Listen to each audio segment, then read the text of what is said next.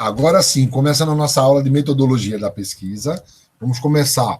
A aula passada nós finalizamos deixando isso para que vocês entregassem até hoje a atividade que é vocês levantarem um tema e do tema vocês fazerem formular as perguntas de pesquisa, as hipóteses, a pergunta de pesquisa, no caso, dicotômica, a formulação das hipóteses e o objetivo que apenas o geral me interessa. E também pedir para vocês construírem uma pequena justificativa do texto. Mas não se preocupe, vai ter mais coisas daqui para frente.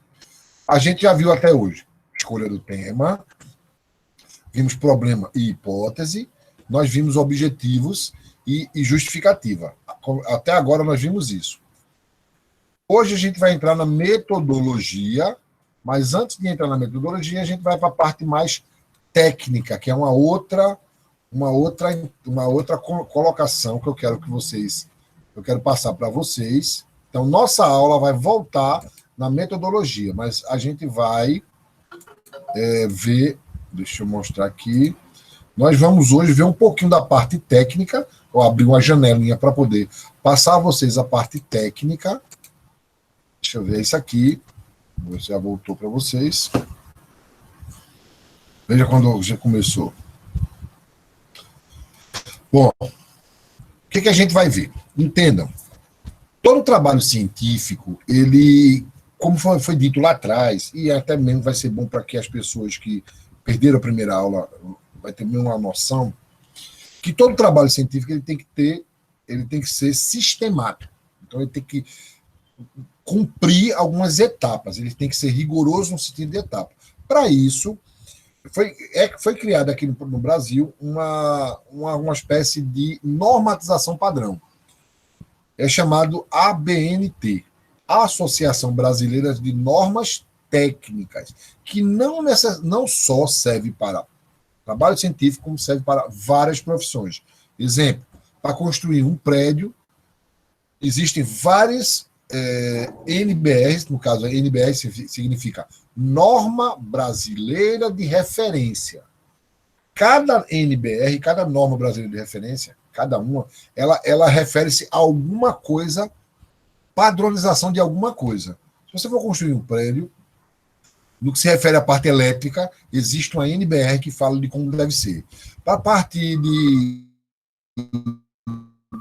encanamento, existe uma UNBR. Para a parte de construção de base, de base de prédio, existe NBR. Então, existem NBRs, normas de referência para todo gosto, e para todas as profissões, para todas as funções.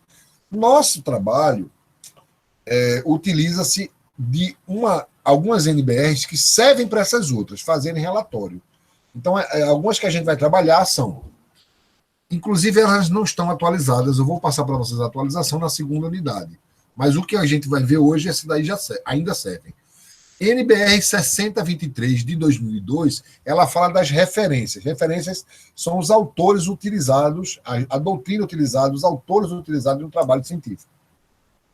A NBR 6024 fala sobre a numeração progressiva, seja de página, seja de capítulo.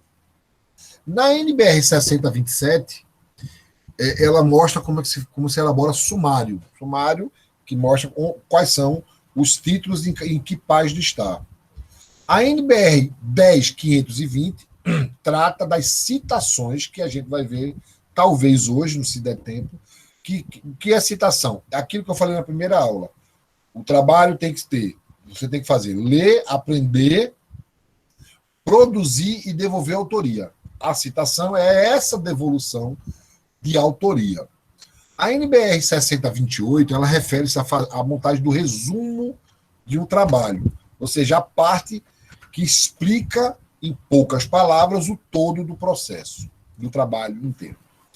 A NBR 14724, ela fala de como se apresenta um trabalho acadêmico, bem como a apresentação física, que a gente vai ver também, como a apresentação verbal. Ela tem uma parte que fala da apresentação verbal. Inclusive, já teve algumas atualizações, está aí, a de 2011, que provavelmente é a mais moderna que nós temos. O que a gente vai ver para início? vez é isso. Vamos lá. Vamos começar falando sobre os aspectos gráficos. Quando a gente escreve um trabalho, gente, existem alguns aspectos formais, técnicos, ao ponto de ser até ridículo. Veja bem. Vou colocar todos aqui e a gente vai discutir ele com cada um deles.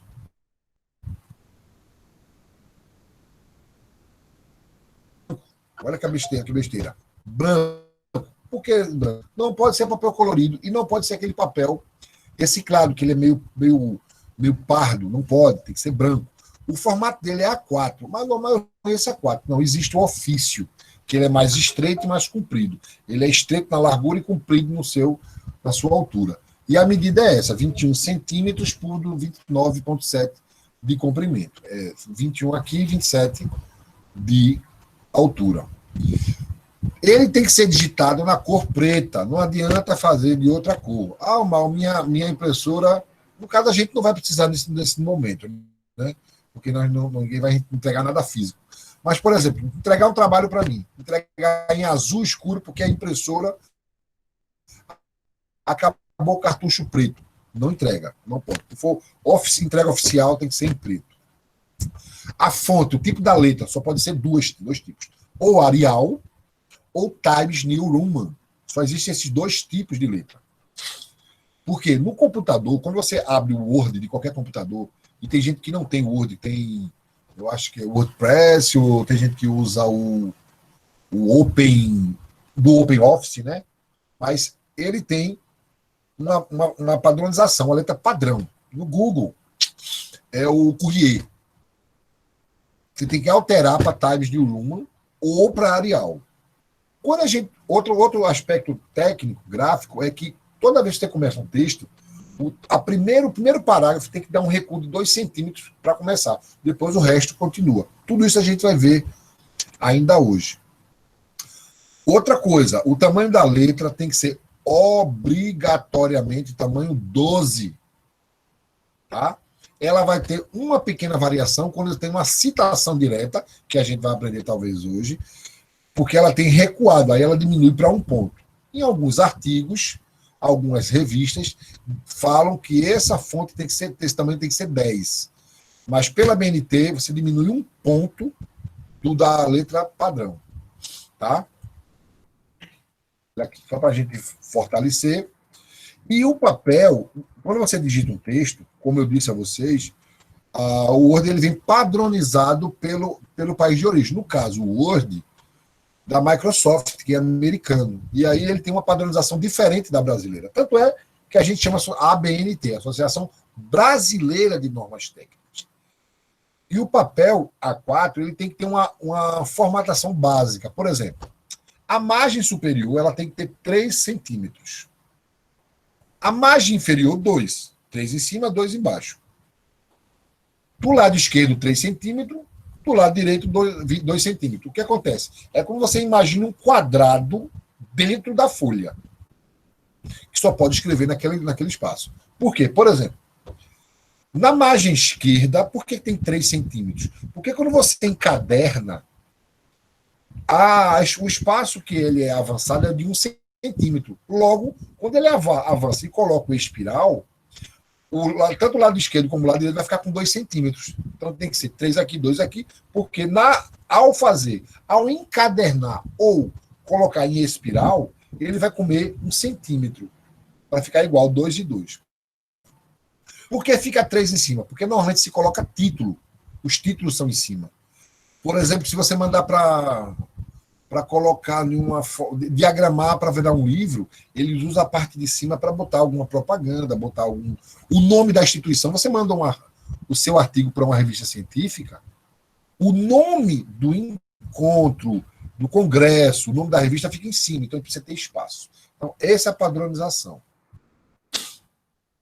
Outra coisa que é muito importante, que vocês vão usar a partir de hoje, que a gente vai ter uma aula de formatação. Acredito eu que já seja a próxima. Eu vou até avisar vocês que vocês liguem o seu Word no dia. É que os textos entre linhas, se vocês olharem aqui, Olha aqui, não sei se vocês estão visualizando o meu mouse. Está vendo a letra A? E embaixo tem a palavra ser. Esse espaço aqui, ó, entre as linhas, ele tem que ser 1,5, 1,5. Isso é padrão, não é padrão do Word. O Word padrão default, ele tem 1,15. Você tem que alterar para 1,5. Com exceção das citações diretas recuadas, que a gente vai ver talvez ainda hoje, que é esse espaçamento é 1 ponto. Repetindo as duas fontes, o tamanho da folha, e aqui eu já coloco para vocês entenderem que é 10 centímetros, mas isso se aplica quando se usa a nota de rodapé, que também a gente vai falar a posteriori. Tudo aqui foi falado, isso aqui, ó, essa é a padronização básica da escrita de um texto. Tá? Como é que eu sei disso? Existe uma forma da gente formatar e deixar ele padrão no seu Word. Quem quiser, no final da aula, me lembrar, eu mostro para vocês como é que faz. Mas vai ter uma aula sobre isso, não se preocupem. O que eu quero perguntar para você. Oi? Tá, eu queria saber se próxima semana vai começar pelo Word, Provavelmente, mas eu vou avisar com antecedência, viu? Eu aviso com antecedência. E um trabalho científico também tem que ter a parte da parte técnica na construção de uma monografia, que a gente viu na aula passada. A monografia é um trabalho feito sozinho, você e o texto, e ele tem uma padronização, ele tem elementos construtivos dele. E esses elementos eles são chamados de pré-textuais, que eles são escritos antes do texto formal. Antes, propriamente dito, você escrever o texto. Que esses elementos são capa, a contracapa, ou também chamada de folha de rosto. Alguns são opcionais, viu? Errata. O que é uma errata? Digamos que você mandou o seu trabalho de forma oficial e encontrou um erro formal, um erro grave. Você pode criar um texto, aí tem um padrão na ABNT, que você informa dizendo, na página tal, no parágrafo tal, onde se escreve, onde se lê, onde lê-se isso, leia-se isso. Aí você altera essa página, você manda a página igual, só que alterando as coisas que você quer. É opcional isso. Folha de aprovação é obrigatório, porque é um trabalho a ser avaliado. Dedicatória, agradecimento, epígrafe. O que é uma epígrafe? É um texto de algum autor que você julga que represente o seu trabalho de uma forma conceitual. Você gosta de uma frase, você acha interessante. Normalmente as pessoas botam um texto, uma frase bíblica, outras pessoas colocam frase que espelha o trabalho. Um exemplo disso, minha dissertação do mestrado, eu falei sobre microcrédito produtivo orientado. Eu usei uma frase do criador do banco, do banco Green Bank, que foi o banqueiro dos pobres, Muhammad Yunus. Eu botei uma frase dele. Isso é uma epígrafe. Tem gente que coloca uma frase numa música, um versículo da Bíblia, enfim. Epígrafe é isso. Também é opcional. Também compõem os elementos pré-textuais, e aí vocês vão ter uma pegadinha, são os resumos da língua vernácula, ou seja, da nossa língua. Língua vernácula significa língua venal, língua nossa, do país. E a língua estrangeira.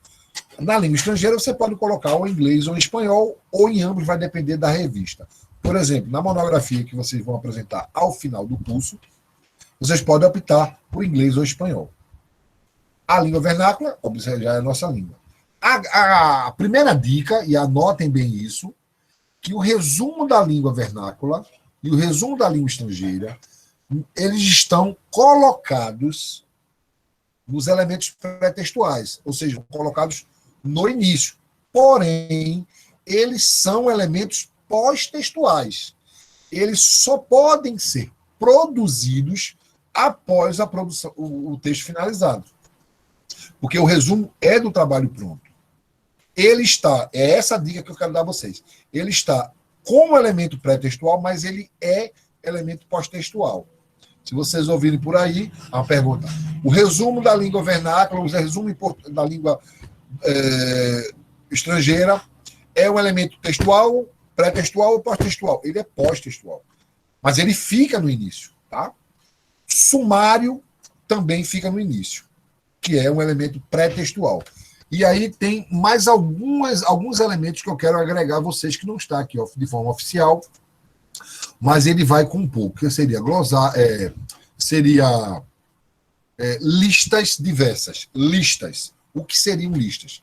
É que, ao longo do trabalho, alguns perfis de trabalho, eles contêm repetições. E quando você tem várias repetições, às vezes confunde o leitor. E aí é aconselhado você colocar no início, no elemento pré-textual, um exemplo. Lista de abreviatura. Digamos que você colocou várias abreviaturas no seu trabalho, e aí você resolve, você tem que pegar uma lista e fazer uma lista dizendo antecipadamente, ou seja, no começo do texto, o que significa cada lista, cada abreviatura. É opcional. Na medida que se repete muito, por exemplo, o trabalho de direito tributário é o que mais tem abreviatura. E aí é prudente colocar uma lista de abreviaturas. Mais duas. Listas de referências gerais, que seriam lista de figura, lista de imagem, lista de gráfico, lista de tabela, lista de quadro. É importante, visto que você tenha alguma quantidade relevante dessas referências dentro do texto, é muito prudente que você coloque uma lista antecipadamente no elemento pré-textual. Então, ou seja, se você tem muitos gráficos, 4, 5 gráficos, acima de 3, é prudente colocar uma lista de gráficos. Se você tem muita tabela e muito quadro, é prudente colocar uma lista de tabela e quadro. É prudente porque, até mesmo para fazer uma consulta prévia sobre aquilo ali. Então, se perguntarem, fora esses elementos pré-textuais, quais mais elementos textuais fazem parte? Listas diversas e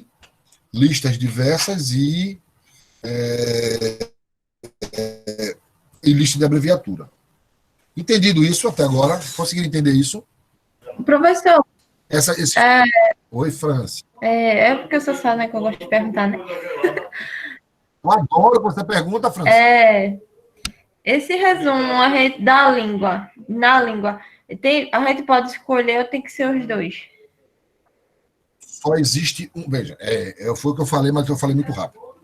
Quando você faz um artigo científico, escreve um artigo científico, vai mandar para a revista Ad Juris, que é uma revista bem interessante. Ad Juris. Eles exigem que você coloque em 2 idiomas, inglês e espanhol. Exigem, além de língua portuguesa, que é a sua língua vernácula, eles exigem que você mande mais 2 idiomas. Eles dão a lista de idiomas possíveis. Eles dizem que pode ser italiano, alemão, espanhol ou inglês. Francês, são 5. A minha botou italiano. Italiano, francês, espanhol, inglês, se eu não me engano, alemão. Então você tem que botar 2 das 5 que tem fora a da língua portuguesa. Entendido, Franci?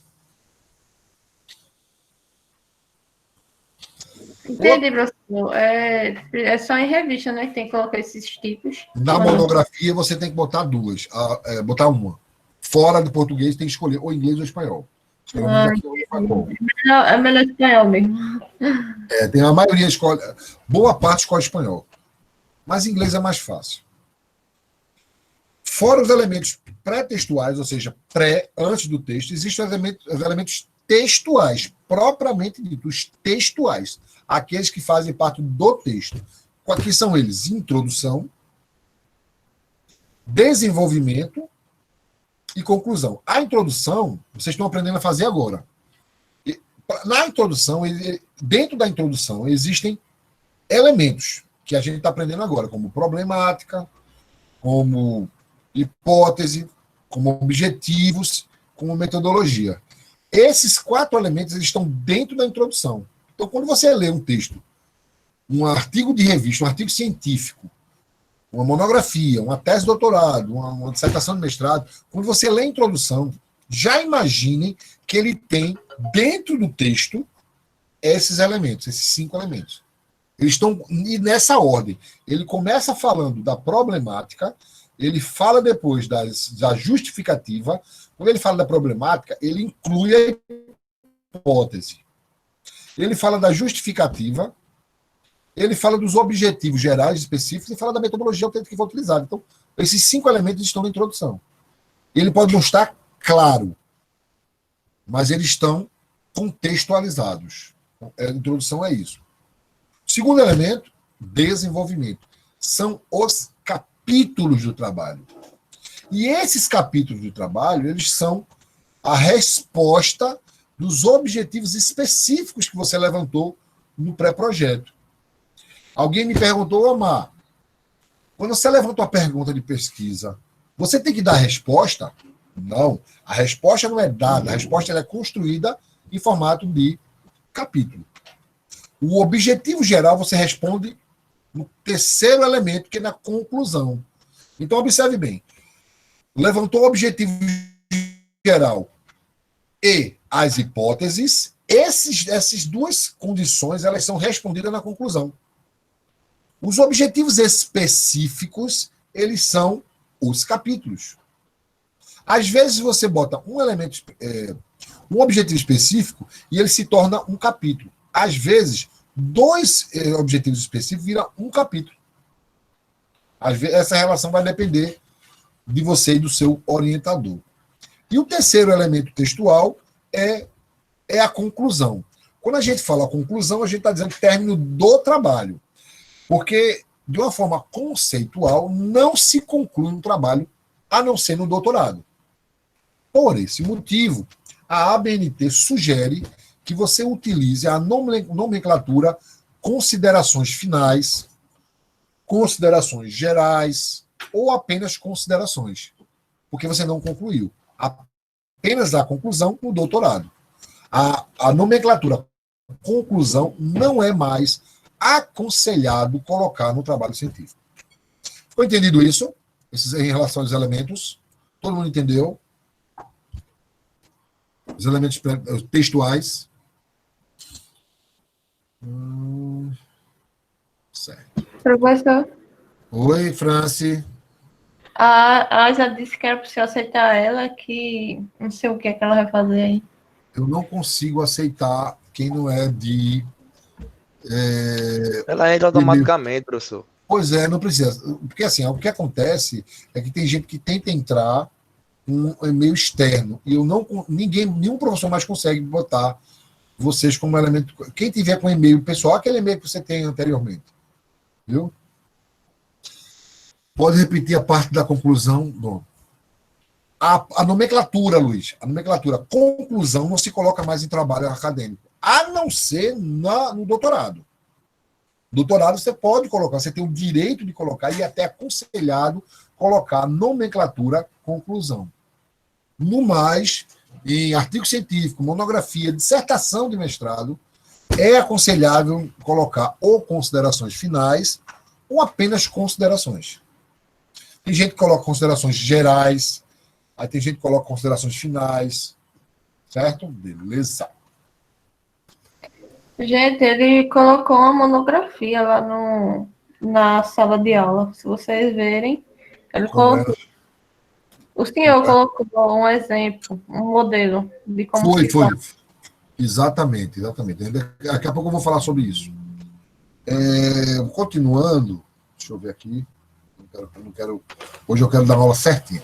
E existem os elementos pós-textuais, ou seja, aqueles elementos que eles são incluídos após a construção do texto. Tá? Mas alguns deles dependem do texto, mas eles são colocados após o texto. Por exemplo, referência. Referência é uma lista de autores utilizados no texto.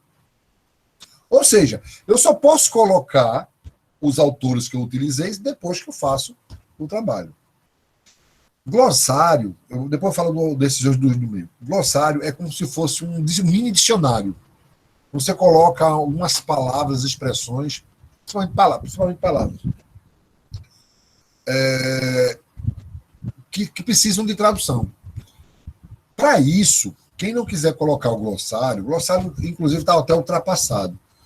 Aconselha-se colocar essa explicação em nota de rodapé, que vocês vão aprender no final. Mas imaginem que vocês vão usar palavras, expressões, palavras em língua estrangeira, que você não precisa explicar no texto. Simplesmente coloca uma referência para baixo, na nota de rodapé, ou você faz uma lista no final do trabalho, dizendo qual é a página que tem aquela palavra. Bota lá, jurídico, juridiquês. Aí você bota lá, expressão dada para o diálogo entre juristas. É uma ideia. E aí ele tem esses dois, apêndice e anexo. Apêndice e anexo são a mesma coisa, mas só que diferente. O que é um anexo? Anexo é quando você coloca no final do seu trabalho algum documento que você usou para a construção do seu trabalho. Um julgado, um voto de um ministro, que às vezes é 200 páginas, e você só usou um pouquinho, e o orientador pede para botar, já aconteceu. O que acontece? Anexo é quando algo que não é seu, mas você usou para o seu trabalho. Aí você coloca ele como anexo. Apêndice é o mesmo anexo, só que construído por você. Exemplo. Vamos supor que vocês façam uma pesquisa de campo. Vocês vão lá para o campo, façam uma pesquisa e peguem colete dados. A gente vai falar ainda hoje, depois do intervalo. O que é isso? Vocês querem saber qual foi o impacto psicológico das pessoas em tempo de pandemia. E aí você elenca um questionário ou faz uma entrevista via WhatsApp, via telefone, ou aplica um questionário via WhatsApp, ou por carta, por e-mail. Esse questionário, essa pergunta, esse roteiro foi produzido pelo autor. Logo, ele é um anexo, mas como ele foi produzido pelo autor, ele vai ganhar o nome de apêndice. Ou seja, apêndice é um anexo produzido pelo autor. Entendido isso, é um pouco complexo, não sei se eu consegui ser claro para vocês. Porque é tudo muito novo para a gente, acho que é muita informação. Claro, por isso que eu estou explicando nos mínimos detalhes para cada um de vocês. Mas tá legal, professor. É um tipo de anexo que a gente faz, né, professor? Um anexo que é produzido pelo autor. Ok, vamos continuar. Ô, professor. Oi. Uma dúvida, veja, esses elementos que são opcionais, o senhor recomenda que a gente use, mas aí o trabalho vai ficar, né, um pouco mais extenso, ou a gente não use, que vai ficar mais... Fica só bonito. Fica só bonito, Felipe. Fica só bonito, porque, vamos lá. Vamos supor, vou dar um exemplo para você.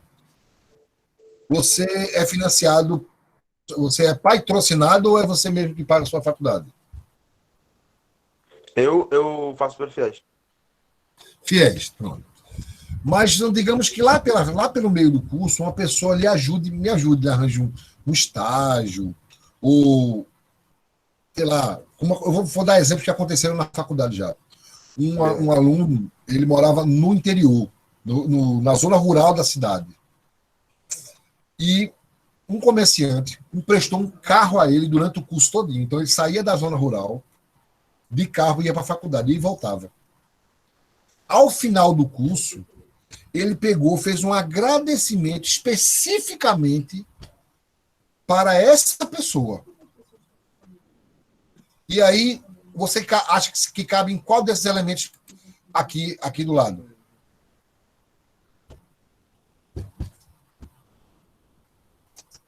Dedicatório. Você está vendo? Você acha? Exatamente. Você está dedicando o trabalho, o esforço que você teve, a conquista do trabalho, dedicando àquela pessoa que ajudou. Mas é obrigatório? Não.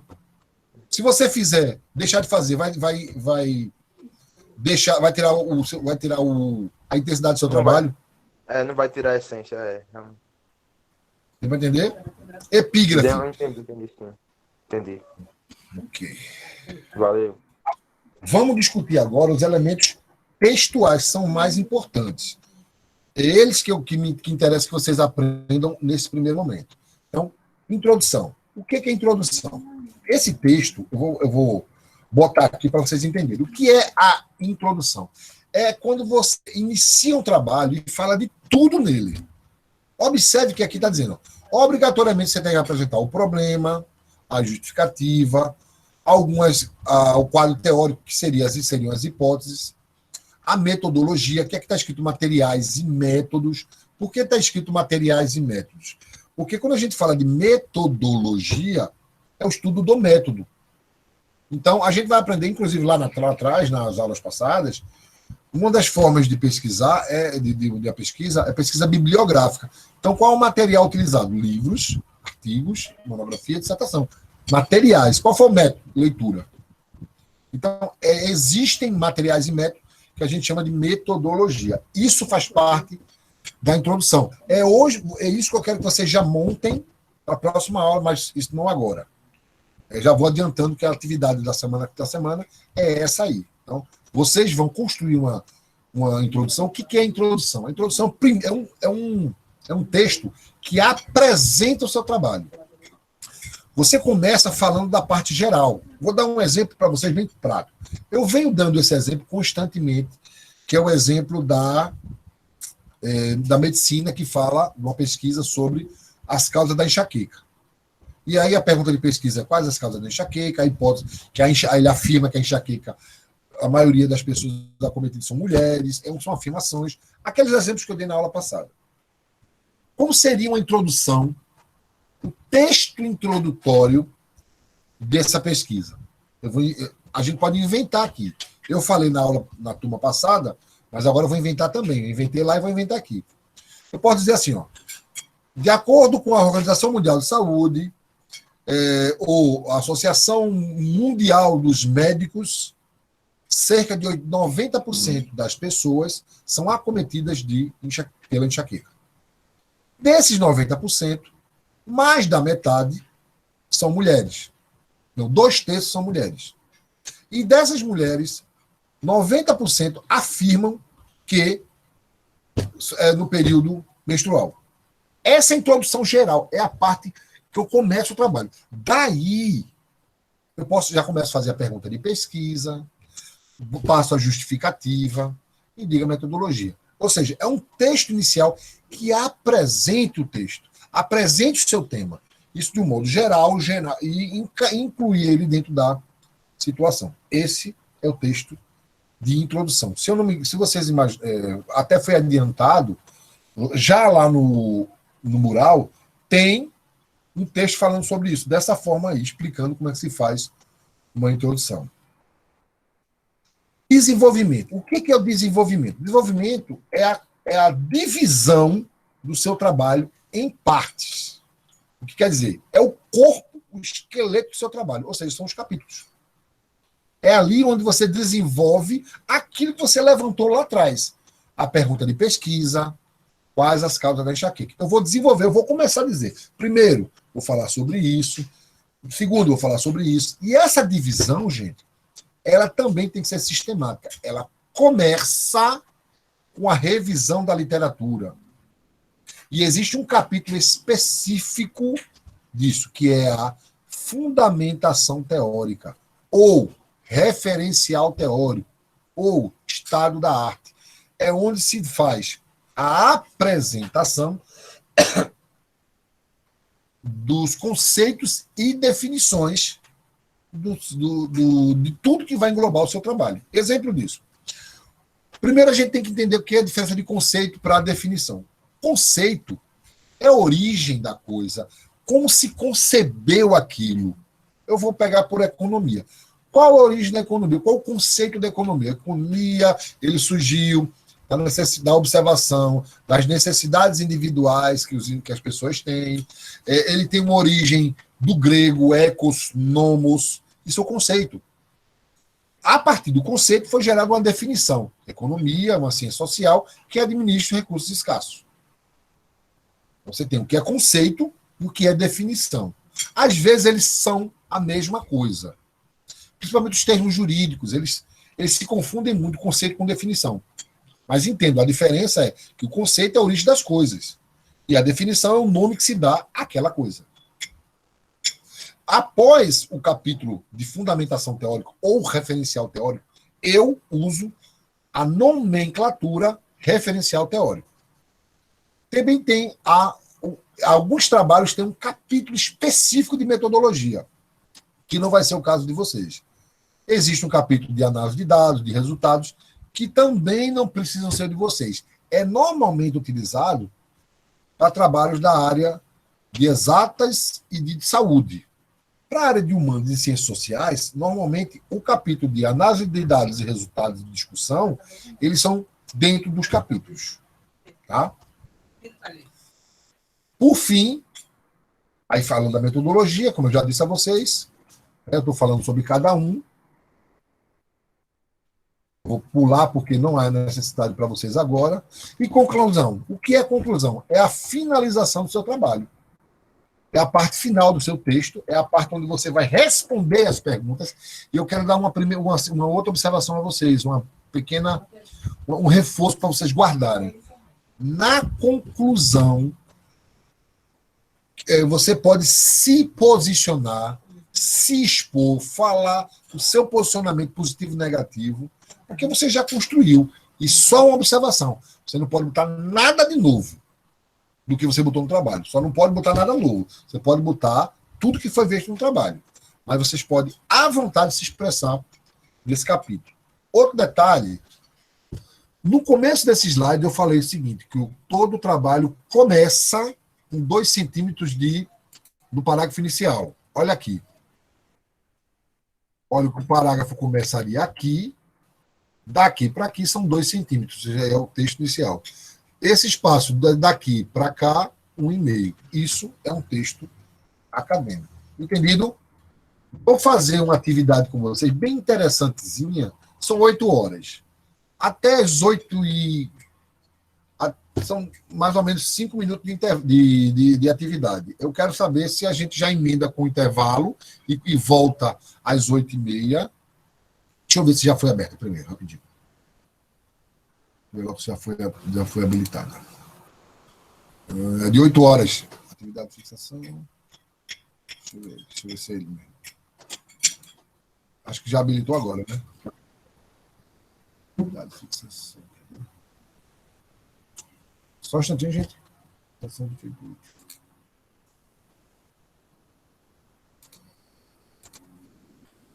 É uma atividade de fixação que vai ser aberta agora, de 8 horas. E vocês vão ter uns 10 minutos. Atividade, sim. Uma atividade é de marcar, gente. É de marcar. Relaxa, é de marcar. É só para a gente ver. Aí, começando agora de 8 horas, eu vou dar uns 10, 15 minutos. 15 minutos para vocês. Querem já emendar com o intervalo? Você volta de 8h40. Seria 8h30. Tem um acréscimo, né? É melhor dar o assunto aí depois, umas 9 horas lá. Esse é necessário. Então, vocês fazem a atividade 8h30, 8h35, nem eu nem tu. Eita, isso é o homem da febre, tá certo. Vou fazer o seguinte. Oi, fala, Raul. Eu queria tirar uma dúvida com relação às referências. Meu querido, antes de começar, pode falar. No slide que o senhor mandou, com relação ao espaçamento, né? Das referências. Eu já peguei artigo e TCC com espaçamento 1,5 e outro com espaçamento simples. O certo é o simples. Para referência, o certo é o simples. O certo é o simples. No caso, o que vai separar, professor, a referência de outra, seria o espaçamento ou, tipo, você dá um enter? Você dá um enter com espaçamento simples. Ah, beleza, obrigado. Certo? Ó, eu vou suspender a gravação para não ficar um silêncio. Não chegou nada aqui no meu telefone, não. É só reiniciar, minha querida. Não, viu? Eu reiniciei no telefone, no